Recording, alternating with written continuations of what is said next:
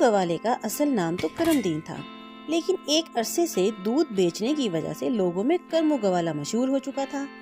کرمو گوالا ایک پہاڑ کے دامن میں رہائش پذیر تھا۔ کافی تعداد میں گائے بھینسیں پال رکھی تھیں۔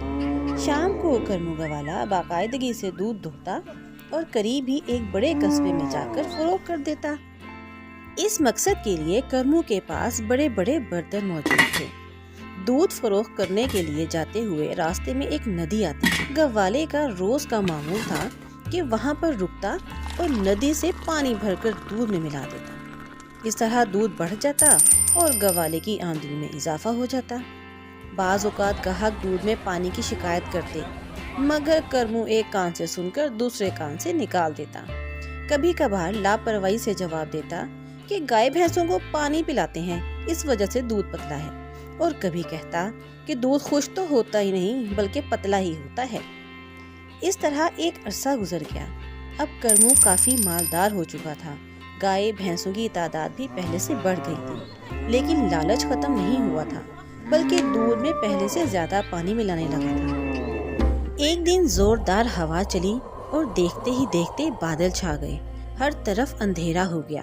بادل گرجے اور اس کے ساتھ ہی بارش شروع ہو گئی۔ کرمو خوش تھا کہ اب بارش کی وجہ سے خوب گھاس اگے گی اور میری گائے بھینسیں کھائیں گی تو پہلے سے زیادہ دودھ دیں گی۔ ادھر بارش رکنے کا نام نہیں لے رہی تھی۔ مسلسل بارش کی وجہ سے سیلاب کی شکل بن گئی۔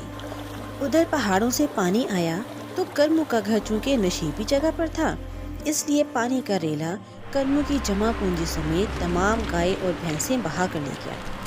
کرمو حیران و پریشان ہر کسی سے کہتا تھا کہ ایسا سیلاب پہلے کبھی نہ دیکھا تھا نہ سنا تھا۔ کرمو کے گاہکوں میں سے ایک نے سنا تو اس نے کرمو کو اس کی غلطی کا احساس دلانے کے لیے کہا، کرمو، یہ وہی پانی ہے جو تم دودھ میں ہر روز ملایا کرتے تھے۔